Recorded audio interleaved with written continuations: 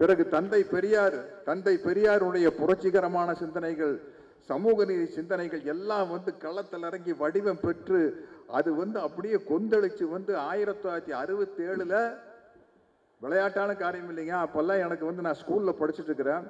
திமுக ஆட்சிக்கு வந்தோன்ன மாணவர்கள் அடைஞ்ச சந்தோஷத்துக்கு அளவே இல்லை. நாங்கெல்லாம் அவ்வளவு சந்தோஷப்பட்டோம்.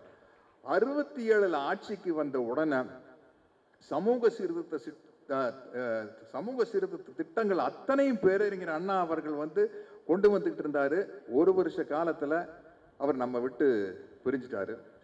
அதற்கு பிறகு முத்தமிழறிஞர் டாக்டர் கலைஞர் அவர்கள் முதலமைச்சராக பொறுப்பேற்கிறார். அதாவது 1968 இறுதியில் இருக்கலாம், அல்லது இறுதியில் தான் நினைக்கிறேன். அண்ணா அவர்கள் மறைந்தது என் நினைவு சரியா இருக்கணுமா 1968 பிப்ரவரி மாதம் 3ஆம் தேதி அப்படின்னு நினைக்கிறேன். அதற்கு பிறகு கலைஞர் பொறுப்பேற்ற பிறகு வரிஞ்சு கட்டிட்டு சட சட சட சட சடன்னு நம்ம பசங்கள்லாம் நம்ம பெண்கள் எல்லாம் எப்படி படிக்கணும், வேலை வாய்ப்புக்கு என்ன வசதி, எல்லாத்தையும் விதைக்கிறாரு. பெண்களுக்கு சொத்தில் சம உரிமை, இதை விட வேற என்னங்க வேணும்?